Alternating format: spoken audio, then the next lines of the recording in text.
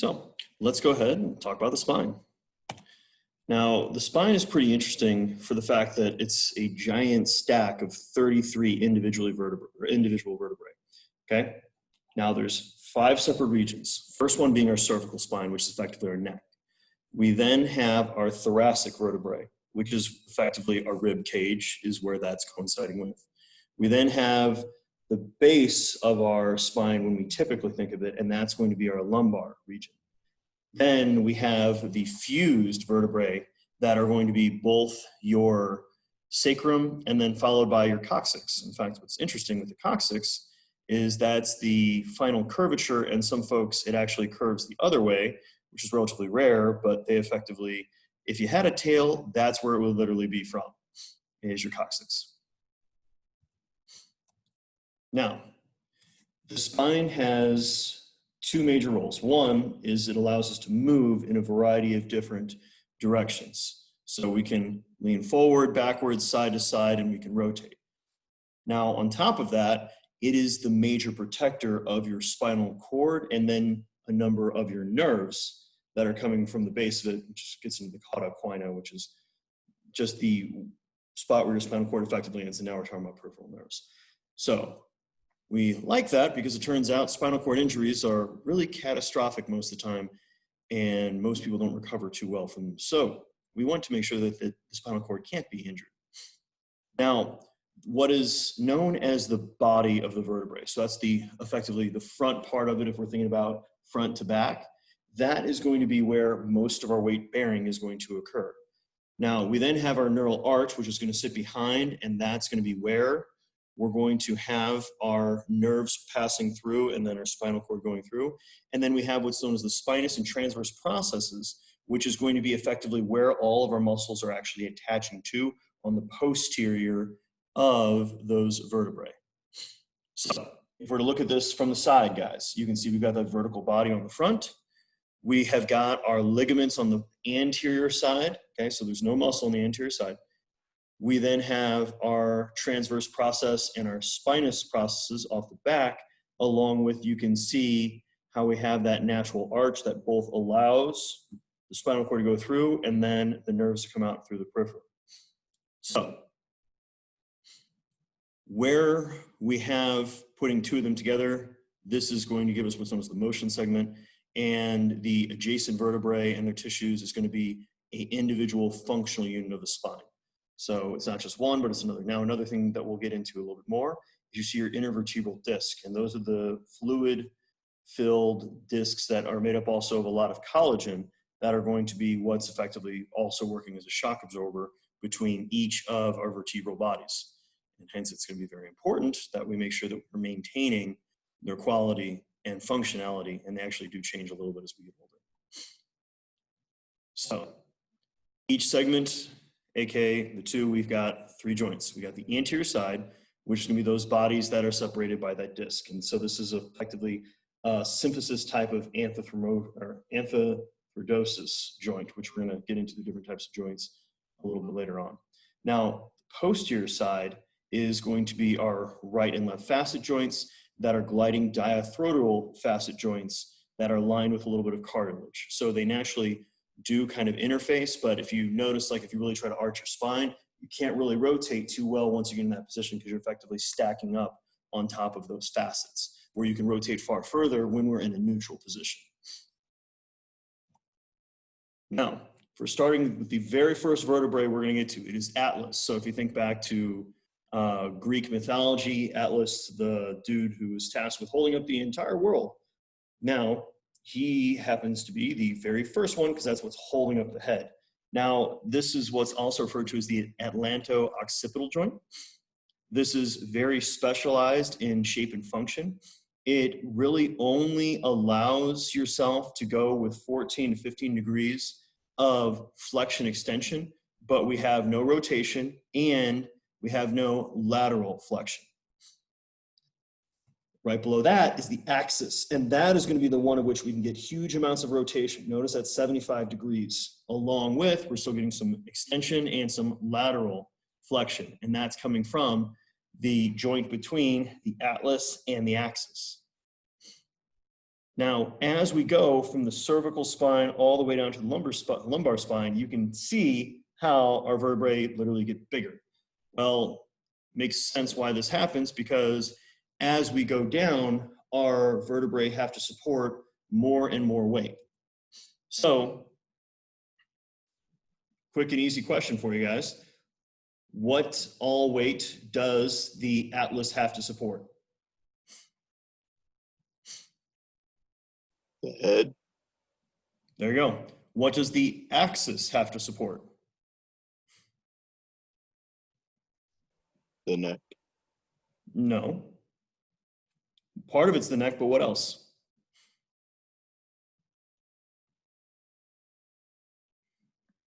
I believe it's also the head. They work together to support the spinal Does that column. make sense? So you've got the head and the axis is what, or say the head and the atlas is what the axis is supporting. So if we go to your thoracic spine, that's supporting the neck and the head. If we go to your lumbar spine, that's supporting your chest, your arms, your head, and your neck. So you can kind of see how the weight just keeps compounding as you work your way down. And this is also why whenever you do a headstand, how comfortable is that the first time you try it? Not too much. And why would that be, Zach? A lot of pressure. Why is there a lot of pressure? You're upside down in a very,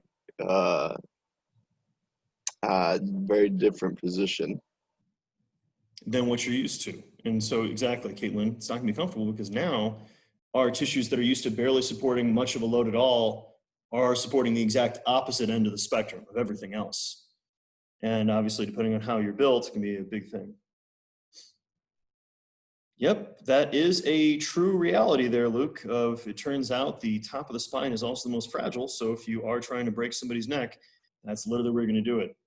If you want to talk about the number of design flaws of the human body, of places to go ahead and hit, may I also bring up for you the simple reality of the throat and the hyoid bone, which is one of the smaller ones, which we're actually not going to talk about too much in this class because it's effectively your Adam's apple.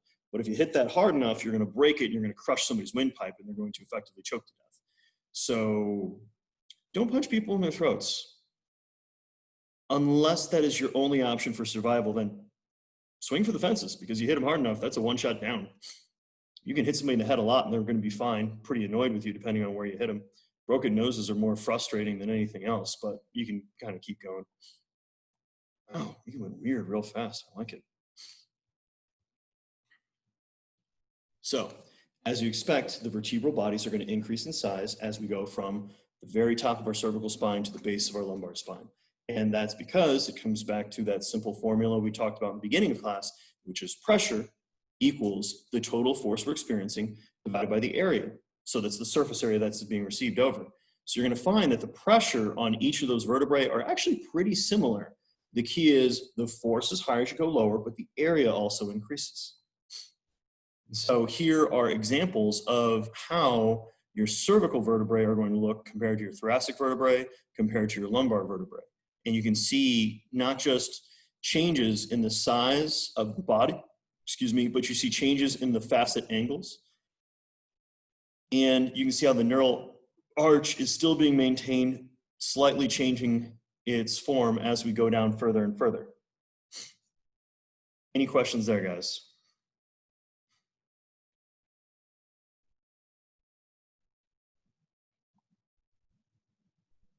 So, remember guys, we have those two types of joints that are connecting those adjacent vertebrae. We've got the intervertebral symphysis on the front side, so that's going to be where we have our disc in between, and then we have our gliding diathorial facet joints in the posterior. Now, once again, depending on how we're leaning, so when we're leaning back, we're going to start to stack those facets on one another. And that's why if you think about looking as high as you can and try and turn your head, it's pretty difficult to go very far because you're literally getting stacked up on those facet joints. Whereas if you think about looking straight ahead, you can turn a lot further, and that's because we don't have those facet joints ground into each other as aggressively. Now, what's the advantage of having that very arched spine? because we're losing mobility, but what are we gaining?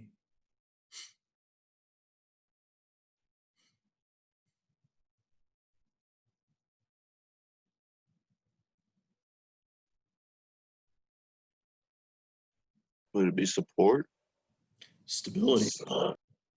Bingo. Because those facet joints are going to be able to take about up to 30% of the load of compression off of just being all through the vertebral body. And so that's why when you think about really heavy lifting, that's why you're told to arch your back, or at least keep a neutral spine, but never to let yourself be in flexion. Because then we're putting all of that force through the anterior part of the body of those vertebrae, which is going to be much, much more difficult on them. So, facet joints are there to limit the range of motion in the different areas of the spine. That's why we can only look up so high at a certain point. You're just going to be stacked up. Same thing with your arching through your lumbar, through your lower back. And if you guys have ever seen, in fact, this is another time to both Caitlin and Zach, because they happen to took yoga with me. You guys have got a pretty good understanding of the mobility in the spine, which is, think about the difference between how far you can go into flexion and something like the plow pose, aka when you're rolling back on your shoulders, trying to touch your feet to the ground behind you. And then when we're comparing that to things like doing a back bend, whenever you guys remember doing the back bends, well, Zach, how'd that go for you for the most part, trying to do them? Very tough, very tough. Yeah, and a lot of your restrictions more or less comes down to shoulder mobility, where, you know, Caitlin, you had obviously a good back bend, but could you ever do a back bend where you pretty much had your hands touching your feet? So just like completely looped over backwards.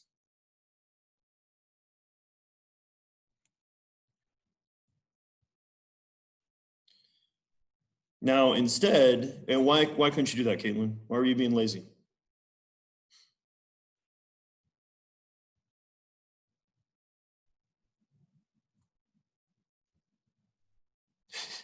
Bingo. Well, it's, you literally have those vertebral facets that are getting stacked up. And so even though you've got good shoulder mobility, good hip mobility, at a certain point, like the spine just doesn't move like that. Now you do have some folks that are going to be, you guys have probably seen like contortionists, folks that just have levels of mobility that's, how to say, terrifying for most people to watch. And, you know, part of that is literally just the difference in the angles of those facet joints and how they're effectively built. So if you guys want to try doing a back bend on your own, feel free. Make sure you have something soft to land on in case things don't work very well. And when in doubt, have a physio ball to arch over. So if you do mess up, you've got something to kind of protect you. Now, does that make sense when we talk about getting yourself into a good arch back position and how that's going to help take away some of that compressive load off of the vertebral bodies? Awesome. Now, our facet joints themselves and our spine really in general are going to be encountering all of your major different types of forces. Now, compression is literally pushing things together. We're compressing it. We then have tension, which is pulling things apart. We then have rotational forces, which makes sense, that's turning, but then we also have shearing forces, and that's when we have one force sliding over the other. Now, our body does the best against compression forces. Then it does pretty good against tension forces, but it does relatively poorly against shear forces. That's where we're more likely to get hurt and get injured. That's why, you know, when you're lifting, you want to keep your back in a solid position, and you don't want to let your back just slide forward in one position or another. That's a great way to herniate a disc and then not be able to lift anything heavier than a fork for a couple months because of the pain. So, the facet joints themselves and the discs are giving us about 80% of our ability to resist rotational torsion and shear, with about half of that coming from our facet joints. Meaning, so when we're talking about turning and we're talking about sliding in front of one another, our facet joints are really important. Notice it's helpful whenever we're talking about loading with extension. And as you'd figure, the greatest amount of force that you're getting through your entire spine is coming through at your L5, S1. So the bottom of the lumbar spine, top of your sacrum. And so a lot of chronic back pain is going to be emanating from actually issues with those facet joints, so the back. Now, some of it is going to be due to herniations, and some of it's going to be due to some other types of injuries, soft tissue, muscle problems, etc. Now, the back is rigged up in a way that is not set for, it's not set up in a way that to minimize issues. If anything, it's set up in a pretty poor fashion that lends itself to lots of problems. So here is just an example. We look at the angle of those facet joints as we're going through the different areas of the body. So notice as we get ourselves into a wider angle over here and a steeper angle over here, we're going to be able to do a better job of supporting load. Hence, your lumbar spine, due to the facet angle, is going to do the best job of supporting load as opposed to the cervical spine, which I thoroughly suggest never trying to support really huge loads with your head. Not a good long-term strategy, but it is something that you can adapt to slightly with time. But boy, howdy, it definitely puts a precedent or quite the emphasis on really good posture. Okay.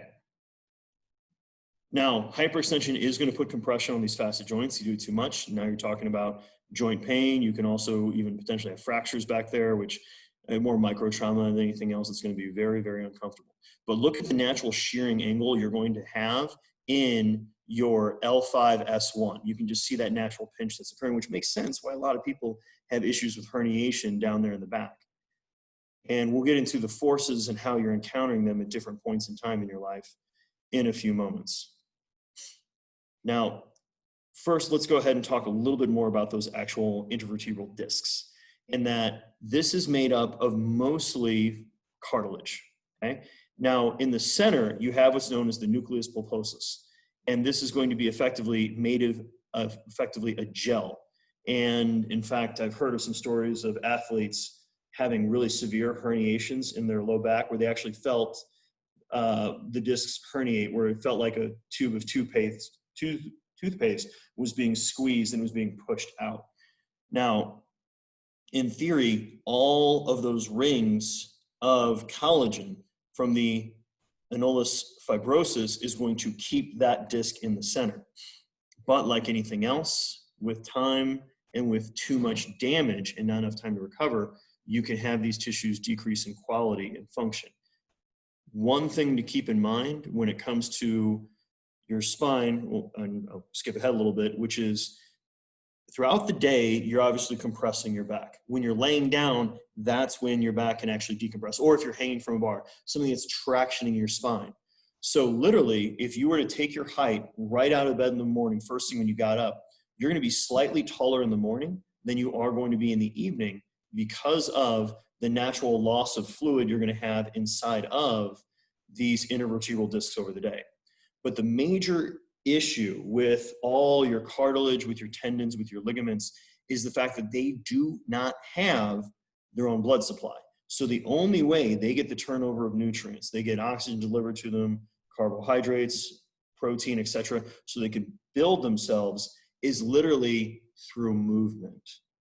So if you have a tendon that's bothering you, you have a joint that's bothering you, you have anything else that's giving you trouble, you need to move in order for those tissues to actually regenerate. And if you're not moving, you're not getting that tissue turnover. If you're not getting that tissue turnover, you're not going to be getting those improvements in them with time.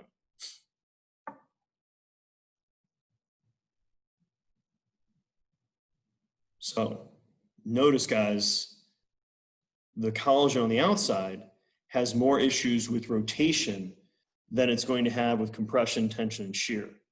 So this is what's going to hold things together, but we want to make sure we're holding it in a good back position where we're not trying to twist under heavy loading. Now, the nucleus in and of itself is mostly made up of water. Then we're going to have collagen and proteoglycans. It's literally proteins with carbohydrate that naturally are going to pull water towards them.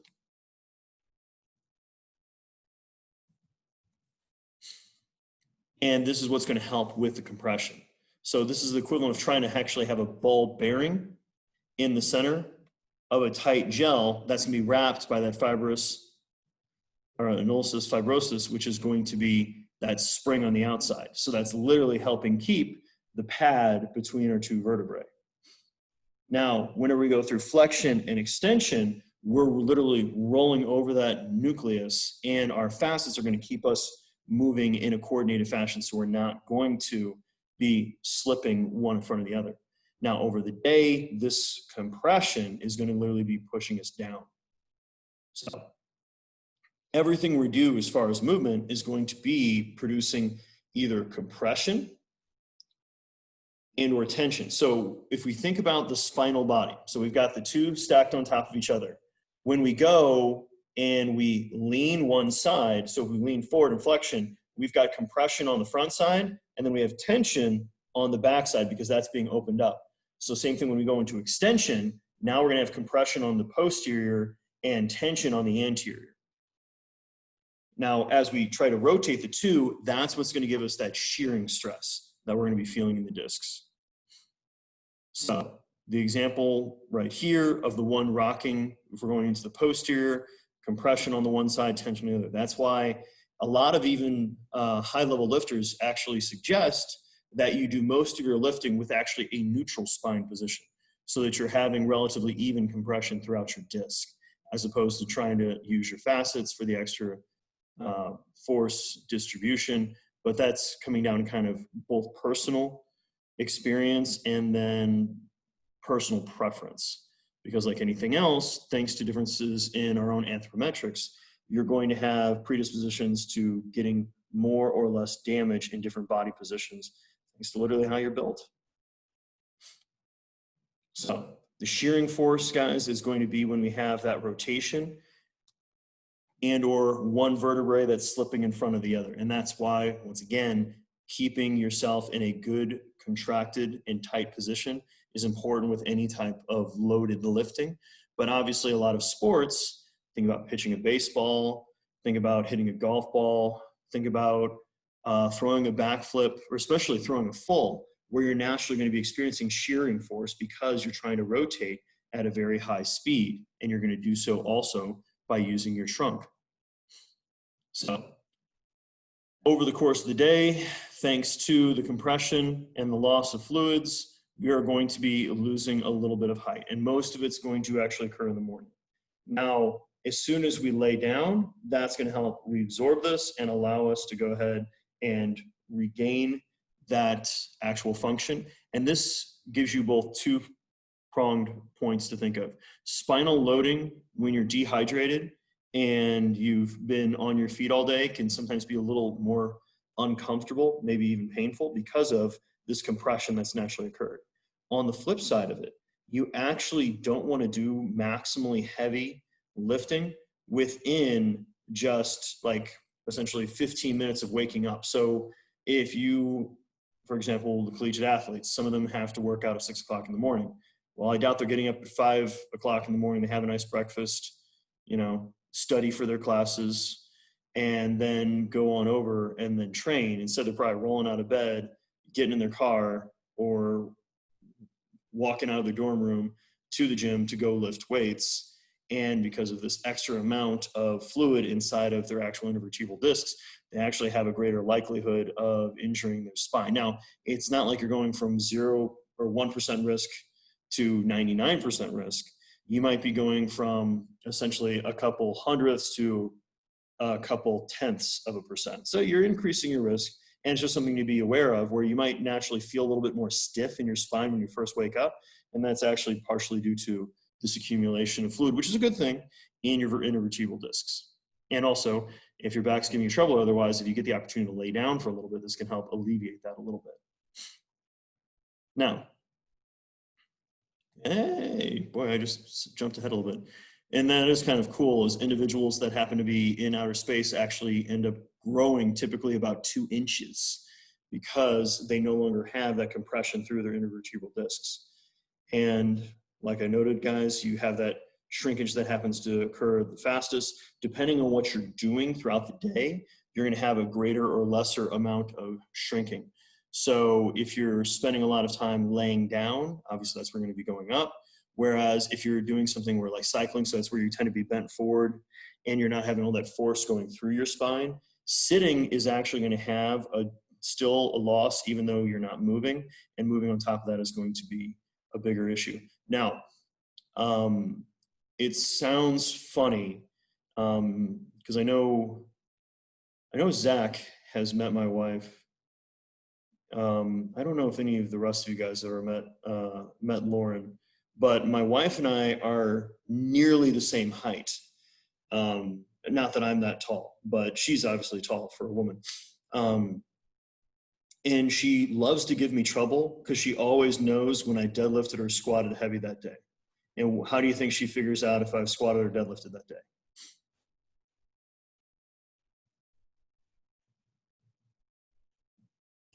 You have more spinal loading that day. You're shorter. Yeah. Like Bingo. Caitlin said. So she literally will like walk up to me and then try to like look over my head. I'm like, yeah, I squatted a lot of weight today, so I'm a little bit shorter. She really, really enjoys making fun of that joke, which is actually entertaining because in all seriousness, guys, if I don't lift weights, which pretty much never happens anymore, but whenever I had shoulder surgery, the few times that I've had like a back injury or something else where I couldn't lift heavy, if I wanted to, it was just going to cause more damage than it was worth. I'm actually closer to like 5'10", almost 5'11" sometimes. Mind you, I actually walk around most days at like 5'9.5", and that's literally due to all the compression from the lifting. And you can ask Zach or anybody else that's seen me lift before. I lift a decent amount of weight, so that is actually compressing me down, which then makes you wonder for guys like Ryan Shaw and Hathor Thorson, if those guys are 6 foot, 8, 9, or whatever, how much taller would they be if they didn't do all that heavy lifting? I don't think it's going to be a massive difference, but it's probably going to be something.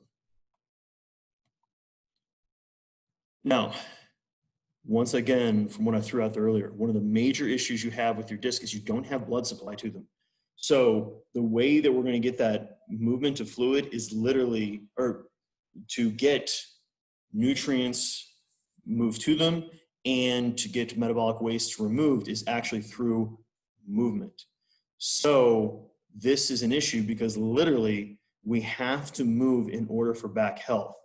But what's the major issue with you have to move for back health? What's the issue there, guys?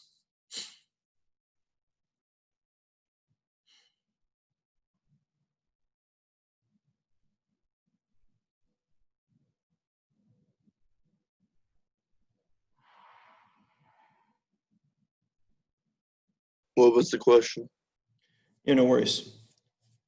So if we have to move in order for our back to be healthy, okay, what's one of the major, what's going to get in the way of that? What's going to really impede someone's desire to move in order for their back to stay healthy?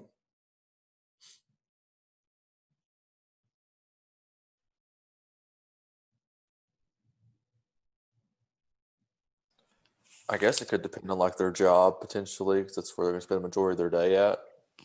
Yeah, first and foremost, if you're something like a long haul trucker, some type of job where you spend a lot of time in chair jail, you're not allowed to get up and move around too much, absolutely that can be an issue. How many of you guys have ever had like serious back pain at one point or another in your life?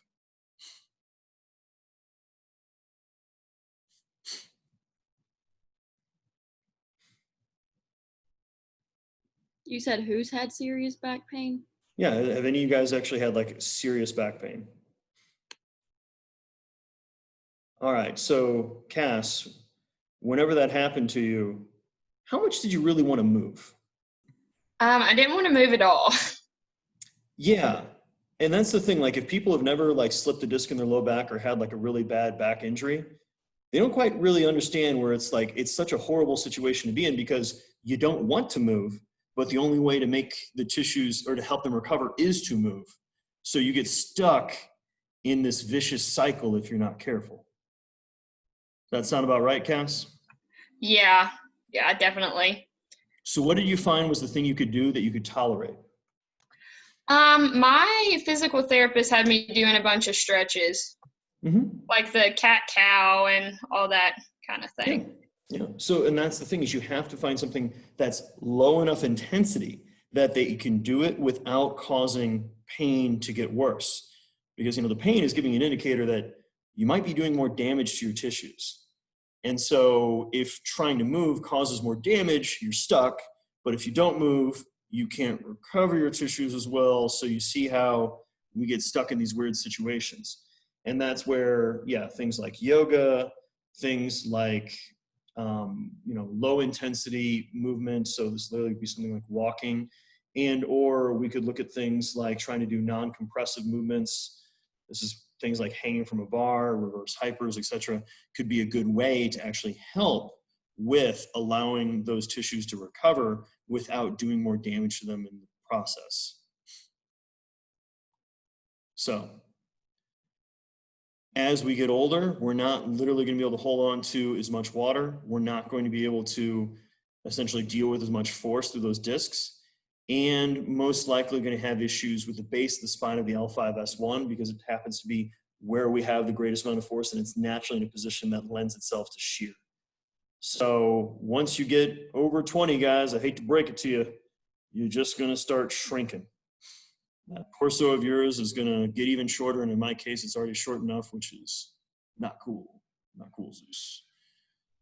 So as you get to be older, now we have to absorb more force through those facets and the joint capsules because the disc isn't able to do its job as well. And this is going to be part of what's reducing our height and potentially giving us some degeneration in the spinal column itself. So you can start to see changes in posture as you get older. So you can actually start to see a flattening out of the lumbar curve, so we're not putting forces on the facet joint. And then it turns out having an unhealthy lifestyle is going to cause things to degenerate faster with your discs, as opposed to being physically active and doing that loading in a process that's actually going to be maintaining tissue integrity, if not increasing it, is going to be one of the big keys you can do to help with the back. So let's talk about the wonderful curves of the back. We have our thoracic and our sacral curves, which are the first ones to develop. Literally are happening when you are developing as a fetus. So this is going to be the natural slight forward curve that you're going to have in the thoracic spine, and then also forward curve you're going to have in your sacral spine. Once you start developing, that's when you're going to start to have what's going to be kind of more of the arching backwards that you're going to have in both the cervical spine and in the lumbar spine. And this is going to be thanks to the wonders of you developing the muscles to lift yourself up and hold yourself in a position. So this is something that's literally happening in those first couple months of life as an infant. So if we happen to have too much curve in the low back, we refer to that as lordosis. If we have too much of a curve, so a hunching forward in the upper back, we're going to refer to that as kyphosis. And then when we have a lateral curvature of the spine, so if I'm looking straight ahead and you've got a lateral curvature, that is going to be what's referred to as scoliosis. So notice this is going to be exaggerations. Lordosis is typically caused by excessive abdominal adipose tissue, so just having too much belly fat. But lordosis is also something that naturally can occur to a little over 50% of the population at one point in their life. And what do you think would cause that?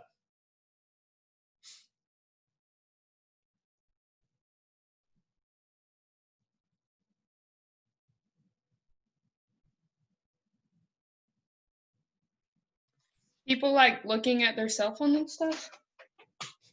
Now that's going to be more kyphosis of people rounding their upper back too much, which is going to be interesting to see if we have effectively a generation of more hunched back humans thanks to being too interested in being on their cell phone and not being out in the world. But that's going to be, yeah, more of that's the upper back. Instead, think of it like it's excessive arching of the low back. So this would be like Instagram butt model position 1, where you naturally try to really arch your back to make your butt look bigger. And, but instead, this can be just something that happens just due to effectively development. Who do you guys think is naturally going to have some lordosis at one point in their life? Not really, Luke. Just because you're standing a lot, you're not going to have a greater amount of lordosis. Now, you can have issues with hip flexor tightness and otherwise. That's going to pull you into a more lordotic posture if you're not careful. So that's what being too much time actually in chair jail is the bigger issue there. But really, guys, what I was looking for here is third trimester pregnancy. Most women, when they're really far along in pregnancy, are going to start to present with lordosis. That's why if any of you guys have ever been around a pregnant woman, how many of you guys have heard them complain about low back pain? Because the weight of not just that fetus, but then also the weight of the amniotic fluid, the other body changes are going to be naturally pulling them forward and putting them in more of that arch position.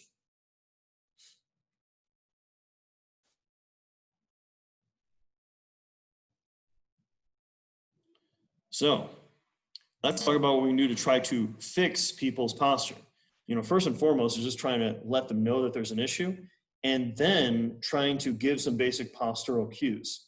Because, obviously we don't have as many people on campus these days, but, walking around, not necessarily on campus, but just walking around in general, you're going to see some folks that have got like really bad hunchback positions. You, on occasion, will see somebody that's really lordotic, but that's relatively rare. It's more kyphosis you see a lot of. So trying to give people some basic cues and then trying to give them exercises to try to go ahead and develop that musculature to keep them upright. Because that's one of the problems with people that are naturally in kyphosis, of they have really weak musculature that can't hold them in that good upright position.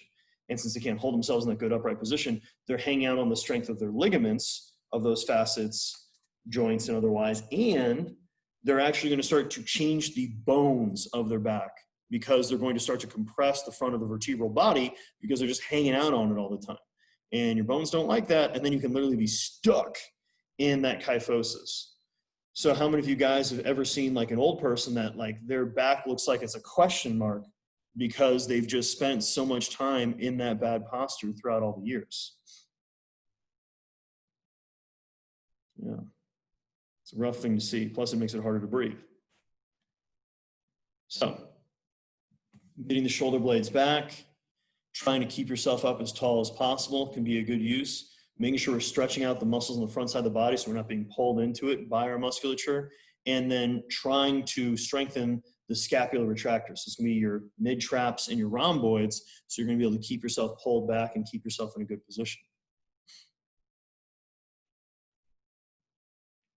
Oof, I don't doubt it, Luke, that you saw it a lot. Now, when you have people who are doing lordosis, it's trying to get and effectively tuck their tailbone underneath them. So almost trying to use your abs a little bit to keep yourself in a more upright position. Have those hip flexors long so that you can get them underneath you, and make sure that you're going to get yourself in a good position. So wherever you guys are at, if you're able to, do yourself a favor real fast and just stand up. Just stand up. Okay. Now, once you guys go ahead and stand up, think about putting your hands, you got your hands on your hips, and then get a feel for, are your hips naturally tilting forward? And this is what's be known as anterior pelvic tilt. And that's where you see more lordosis. And or are your hips tilted backwards? And this is going to be what's known as posterior pelvic tilt. And both of them are going to have effects as far as the amount of force and compression that you're feeling in slight irregular ways throughout your spinal column. And so an easy way to go ahead and kind of check your posture really fast is just back yourself up to a wall and figure out, what touches first. Do your shoulders touch first? Does your head touch first? Does your butt touch first? But get a feel for literally your head, your shoulders, and your butt to all touch the wall, and then walk away and feel how that postural difference maybe feels from what you normally like to hang around with. And that can be a decent way to kind of cue yourself as to what's going on with anything with your posture being a little bit off. Now, trying to maintain that over the long periods of times, it's difficult because you've done everything wrong for the past 20 odd years of your life. You're not going to fix it by just giving somebody one cue. So, what all the movements of the spine are allowed?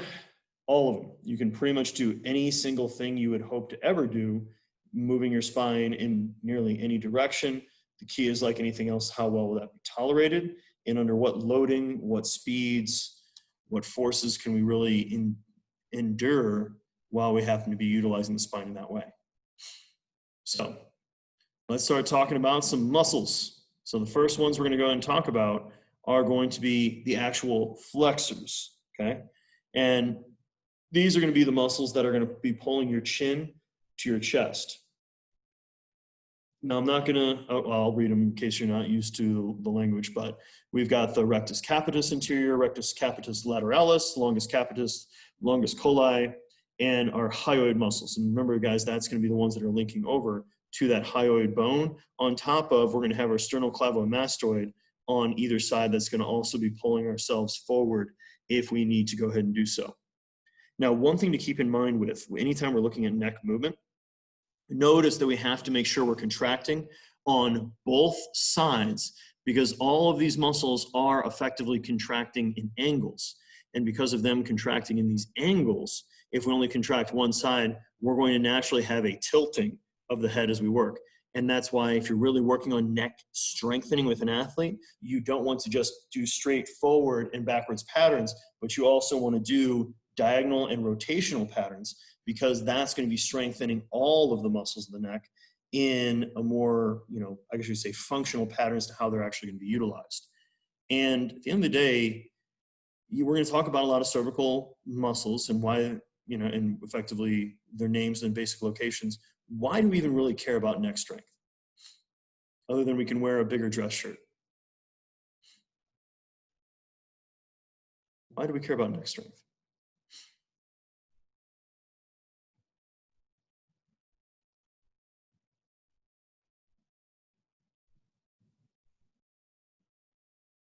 Support of like the head or There's obviously support of the head, but why do we care about making sure the head has good support? Think about just protecting those other structures like different blood vessels and your spinal column and stuff as well. That's true. That's true. But if we have a stronger neck, what can we also make sure has better braking forces through, effectively, we're absorbing the forces through the neck to slow ourselves down.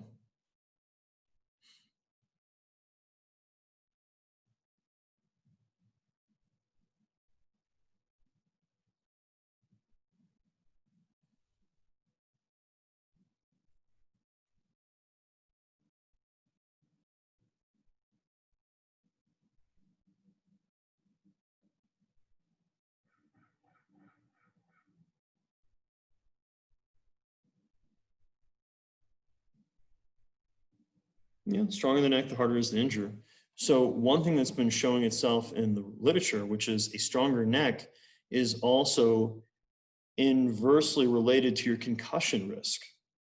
So if you're playing a sport or, well, in reality, most people don't realize what do you guys do on a frequent basis that actually gives you the highest risk of getting a brain injury? Bingo. Thank you, Luke. Drive a car. So having a stronger neck is going to help decrease, not alleviate and completely avoid brain injuries, but it's going to definitely help decrease it. So if you're playing a sport where you might hit the ground or be hitting the head pretty aggressively, you should probably be doing something to help strengthen your neck.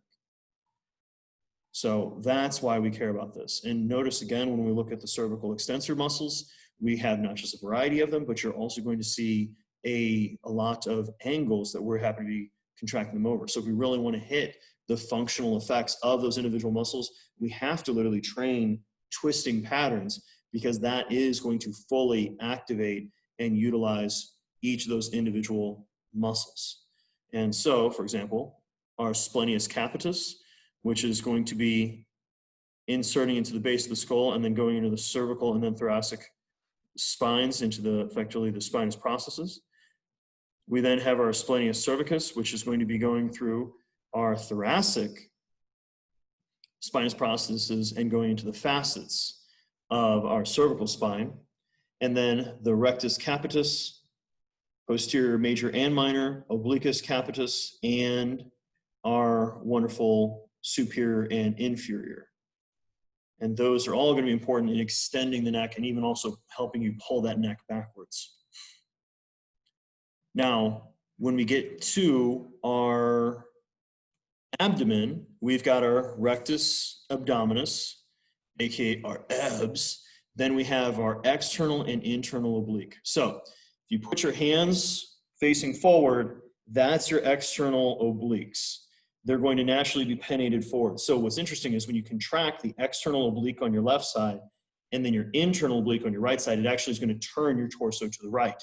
And the opposite is going to be true whenever you are going to activate the right external oblique and the left internal oblique to turn you to the left. So the muscles naturally are going to work together in order to get that rotation. And underneath all of that, you're going to have what's known as your transverse abdominis. And that's effectively what works as your natural lifting belt. And that doesn't actually help you flex your spine. So that's effectively doing a sit-up, but it is going to be important in stabilization. Now, we have then both thoracic and lumbar spinal extensors, which are going to go ahead and get us to arch that back. Now, these are going to be a variety of erector spinae, so known as the spinalis, longissimus, and iliocostellus, our semispinalis, which are going to be even smaller, but still important, and then finally our deepest, which are going to be the smallest we're going to have, which is going to be our multifidae, rotares, interspinales, intertransversare, and levatare castarum. I swear it sounds like you're casting spells from Harry Potter, but no, you're actually listing off major muscles. Now, you also are going to have your quadratus lumborum, which is going to be down here lower. It helps a little bit with respiration, but also with stabilization through that lower back, and it can be real SOB when it happens to be going into spasm from too much heavy loading and not enough decompression, which I've gotten to upset that dragon many a times in my life. Now, as far as lateral flexion, that's where the SCM is going to come in by, sternocleidomastoid, along with our levator scapulae, which is going to be on the back of the shoulder, which is going to be pulling you to the side, along with our scalenes anterior, medius, and posterior. So if you guys want to feel really uncomfortable, take your hand and just dig it in right to that side right there, and you're going to feel some anger, and that's probably going to be getting into your scalenes, which naturally tend to have a little bit of just adhesions and scar tissue from use. So that's why when doing things like foam rolling and active release therapy and otherwise can be useful on occasion as a means to help effectively improve the tissue integrity, which is going to improve the tissue function. So questions about the lateral flexions of the cervical spine? No. So when you're trying to get yourself to flex laterally, aside from using both of your obliques, you've got that QL that I listed before, along with you've got your psoas major. Now your psoas major is also one of your hip flexors. And this is one of the major design flaws of the human body, which is every time you activate your hip flexors, aka you lift your knee up, you're actively pulling your lumbar spine forward in a shearing position. So if you've got really tight hip flexors, you're naturally being sheared forward all the time through your low back. And this is one of the harder muscles to really get at and stretch. So again, kind of talking with both Caitlin and Zach, this is what we were really getting at when we would do that hip flexor stretch, specifically with the partner pulling the strap. And you'd feel that stretch deep in the front of the thigh and sometimes all the way through your abdomen. That's literally the muscle that you'd be working on. Does that make a little bit more sense why we would do that now?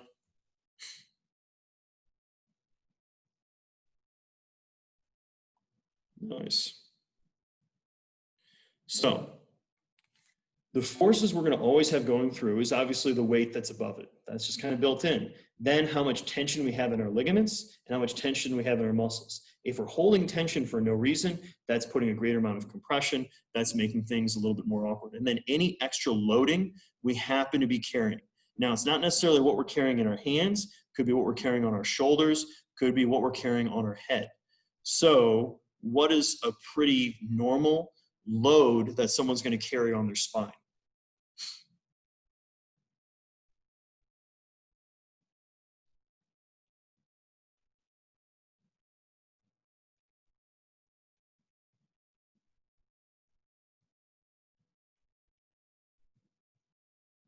What's a normal load that you guys are going to be carrying on your spine in a given day? Our backpacks. Exactly. Your backpacks, your European carry-all, aka for ladies that are, and you know, let's not be gendered, for people that like to carry around a purse, or you know, any other type of gear that you're carrying. Now, at the same time, think about when it gets to be really cold in the winter. You're carrying a jacket, which is going to be a heavier load going through the spine, or you're wearing a jacket. On top of that, you can obviously be wearing a hat and all those other types of loading that's going to occur effectively from just extra things you're carrying. Now, don't get me wrong, it's usually so light you don't even think about it, but if I was to have you put on an 80-pound weight vest and then try and walk, you would be very, very upset with me, as in you'd have a really, really hard time.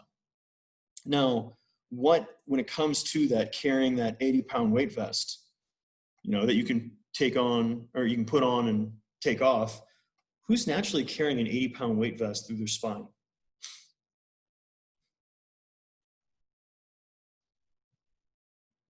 Who's naturally carrying an 80-pound weight vest?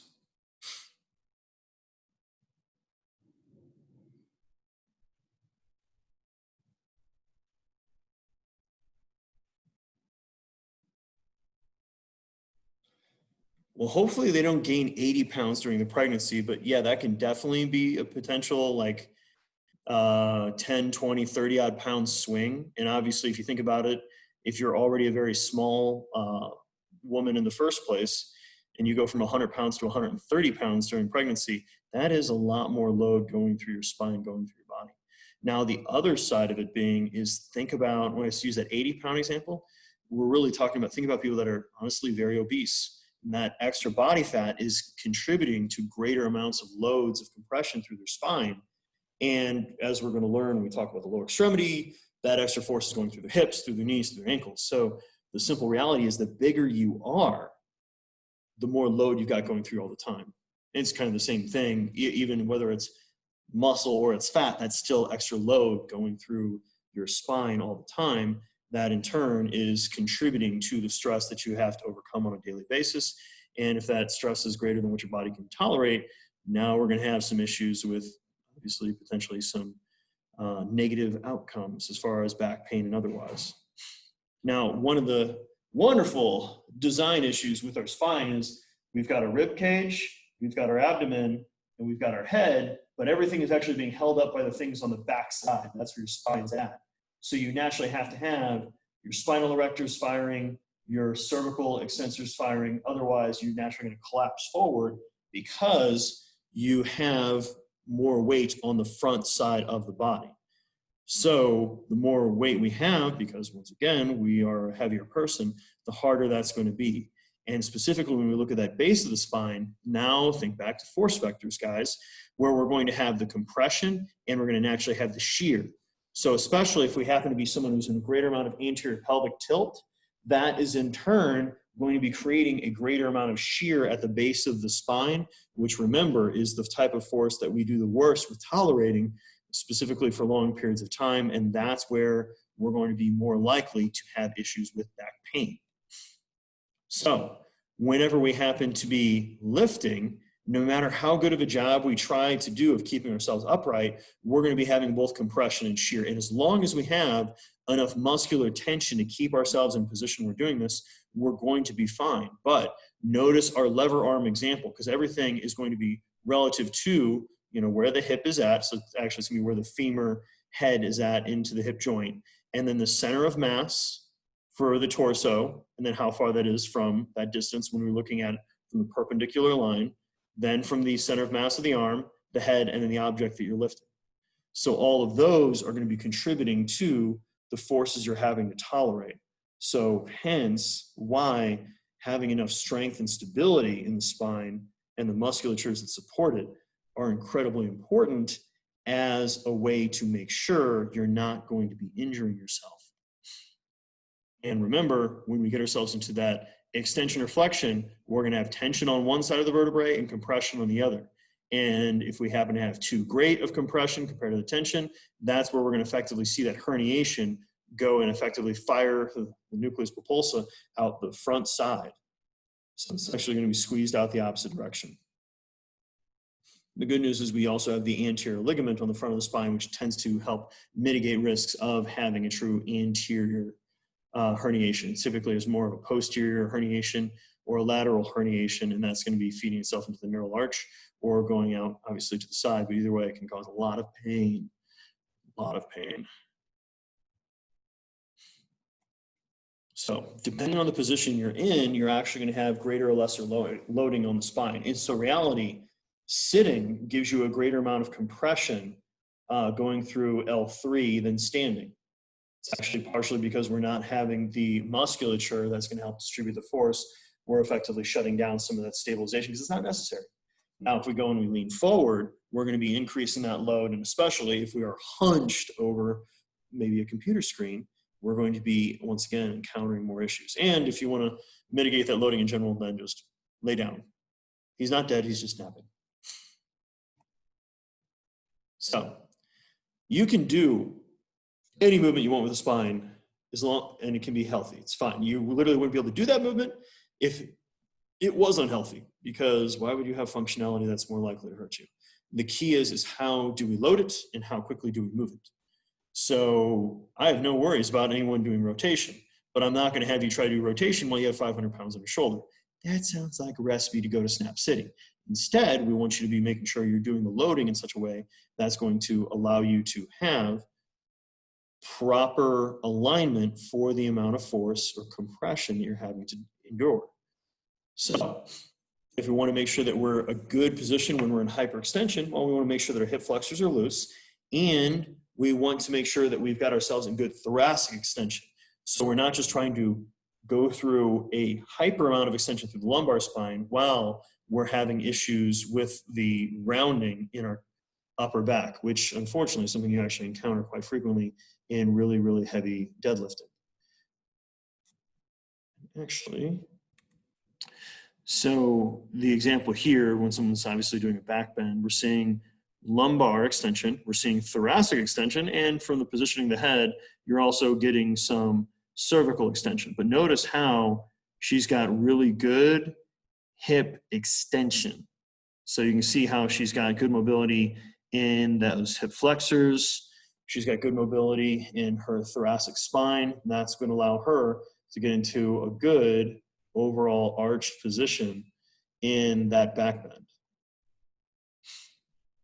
Now, when we happen to rotate, we're developing shear stress in our actual discs. So hence why we don't want to do high-speed rotation under heavy loads. We want to stay more stable and trying to focus on holding our core in a good neutral position. Whereas if you're having to be rotating through your spine rapidly against very low loads, that's relatively safe as long as we're doing it in more of a neutral position. So anytime we're doing rotating or rotation, we want to be neutral. We want to try not to be doing that. Too much inflection, though that's naturally going to occur in sports like wrestling. And like anything else, it's just you kind of have a finite amount that the body can tolerate of that type of movement. So we can do twisting if we'd like. So this is going to be kind of obviously an ab exercise with not a very heavy medicine ball, but the dude's got some sweet tats. So that makes him look a lot more hardcore. And that's going to be a way that we can train a little bit more of kind of functionality in our external and internal obliques while still maintaining strength in both our rectus abdominis and helping a little bit with our transverse abdominis. So you can lift with a heavier object, and one thing to keep in mind, instead of having to go with a heavier ball, you can use a lighter ball, but you can go ahead and hold it arm's length in front of you, because now we have increased our resistance arm. The resistance is still the same, but now the leverage is harder. So this is in turn is going to give us a greater amount of resistance. And we can still do this twisting as long as we can hold ourselves in a good neutral spine position. And like anything else, you can go ahead and just do sit-ups without the rotation on it. Now, one thing that I personally really enjoy watching is you'll see somebody put like a 45-pound plate on the chest and do sit-ups.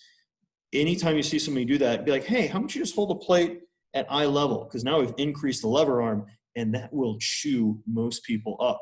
So if you want to go ahead and overload the abs in a way that doesn't effectively require you to use a heavier load, hold that load higher on the body, because increasing that lever arm, now we've made that much, much more difficult. So obviously we want to make sure that we've got effectively good lumbar position when we're lifting. And I love this because this is the most stupid, wrong example I've ever seen of anybody lifting, because your center of mass here is going to be over in front of your body, unless this is like the lightest thing and you have a huge butt. I mean, that thing is massive and heavy because you're going to fall forward. The same basic principle here. If you're picking up even the lightest of loads, you're not going to be stacked up because you are going to have issues with your weight displacements on either side. Now, you do want to squat down to the best of your ability in trying to make sure that you're lifting things with a neutral back, but you can pick something up by bending over the knees as long as you're not rounding. The key is safe spine positioning. You can get that through lots of flexion in the hips or flexion in the knees or flexion in both. Now, and I know I keep picking on him because I know he's done it. Zach, have you ever seen anyone in any strongman competition ever pick up a stone off the ground like that? Not really, no. No. What do you think is going to happen the second they try to pick up a stone in front of them like that? I'm gonna fall right on their butt or go right over. Yeah, they're gonna fall on their face. Yeah. You know, guys, feel free if you want to go ahead. Please, please, please, please. If you can pull this off, I'd love to see it, because it would break my mind in a good way. Go to the rec center. Just put a 45-pound plate on each side of a barbell, and then I want you to deadlift, and I want you to put the bar on the ground, obviously, and I want you to step back so that just like this dude, the center of the mass of the bar looks like it's going to be a couple inches in front of your toes, and then I want you to somehow pick that bar up off the ground. I would love to see that video, because it's not going to happen. But then again, have you guys seen the whole, like, use your hips to lift the chair off the ground type deal?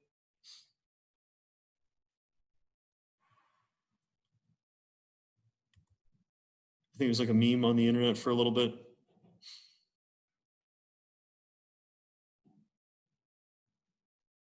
Maybe at some point I'll try to have it kind of zoomed out and we can show the wonders of anthropometrics and how that's going to be able to inform your body's ability to lift things off the ground. Now we get ourselves into the body's natural weight belt, which is that transverse abdominis. This in turn is going to protect the spine by creating greater amounts of intra-abdominal pressure.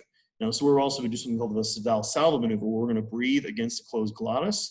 That's going to go and further stabilize our spine to make sure we're not going to fold over. Now, if you guys ever want to really turn on your transverse abdominis, you want to have a good example of what I'm talking about, take and hold a heavy load in what's known as the goblet squat position.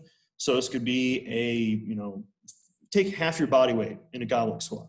Hold that up in front of your body, and then just do a bunch of squats. You can do a bunch of step-ups. You can do a bunch of lunges, and you'll start to feel a burning sensation throughout your core. And that's actually firing your transverse abdominis in order to help give you a little bit more stability while you're lifting so that you're not going to risk injury.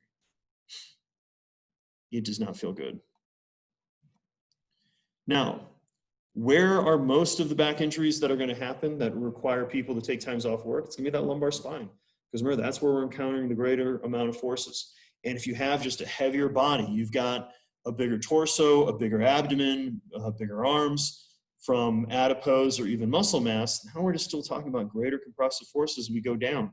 The human body is not meant to be that big. Like, we're really not. If you look at the size of our spinal column and otherwise compared to something like a gorilla, that's freaking massively yoked without even trying. It turns out we're not really designed to carry huge amounts of mass in general chronically. We're meant to be very mediocre athletes, very mediocre athletes. Now, the reason I say that is if any of you guys have ever had, any of you guys have cats in your house? You guys have any pet cats?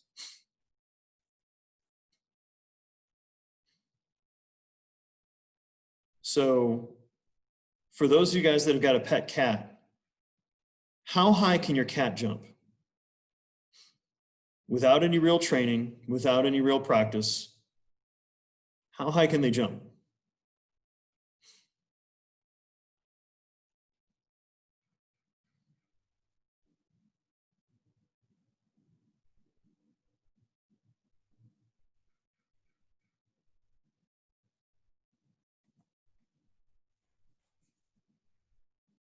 whenever you're ready. Somebody go ahead and make it so I'm not, leave me hanging. On top of the kitchen cabinets from the ground? Seriously, Caitlin?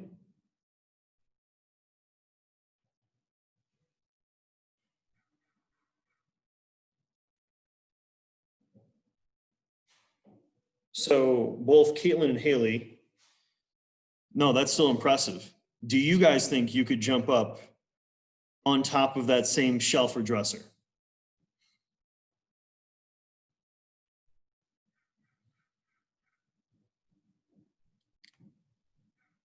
And that's okay. Cats are pretty impressive athletes. Like, even the derpiest dog, and I mean that lovingly, is still going to be faster than most humans. Nearly all of them. So we as humans are really not good athletes when you look at the rest of, nature, so to speak. I mean, yeah, we can beat a turtle in a foot race, that's for sure. But a lot of other animals, we're not that great against going. So we've got some flaws in our systems, but we obviously got the ability to utilize this and actually the ability to throw something, which you don't see in a lot of other animals. So that's an advantage that we have that they don't. But there's some trade-offs we're going to get to also when we get to the shoulder stability and otherwise. So we're going to leave off here and we're going to get into some of the common injuries of the spine whenever we meet up on Thursday. Does anybody have any questions, comments, concerns for me right now? Make sure you're staying on top of the homeworks. Specifically, understand that part 2 of the superhero homework, because we're going to look at the rotation, is going to be due pretty soon. Along with, if you guys want to start doing the extra credit for, what's going on with the, breaking down a scene from different movies, feel free. The movie Hardcore Henry, I will throw out there as a great one for you guys to break down every scene to it, because that would very much so entertain me, because that movie is Fruit Loops, but awesome. And then the other thing is we are restarting the firefighting gear load carriage study. So if you're interested in wearing the firefighting gear and walking to nowhere, it takes about 5 visits. Each visit's about an hour and a half. We schedule around you. And you literally are going to do a couple different physical activity tasks, but then you're going to wear different amounts of firefighting gear and be hooked up to the metabolic cart. Now, here's the thing, no offense, guys. You don't have to do it if you don't feel safe doing it, if you don't feel like if you feel like you might get hurt doing it, then by all means, I don't want you guys to risk your health. You don't need to come in and do it. However, if you find somebody that wants to do it or you want to help out with that testing, so just going to be there to help with some of the work, you are going to be able to receive extra credit for doing so. But I only want to be testing people that we know are doing a good job of wearing their mask and social distancing and practicing, appropriate, essentially, different forms of hygiene during this wonderful pandemic. Because when you're doing the VO2 test, you're not wearing a mask. You're wearing the VO2 cart, but the air that you're breathing is going through the room. And obviously, I don't want our lab to be, the site of an outbreak, because we picked some people that maybe are going out partying on the weekends and making less than optimal choices. So if you're interested, shoot me an email and I will get you more details on it. We can see if you're going to be a good fit for what we're looking for. Right now, we're looking for really about anybody. Specifically, we're looking for,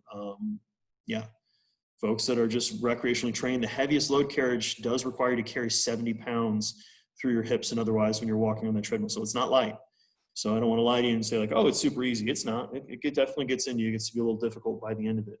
But if you think you might be interested, please let me know. Otherwise, I'm sorry. I've once again gone a little bit long today, but stay safe out there, guys. If you have any questions, comments, concerns, you know how to get a hold of me, and have a great day. Okay, guys? Bye-bye. Dr. Lane? Yeah, what's up?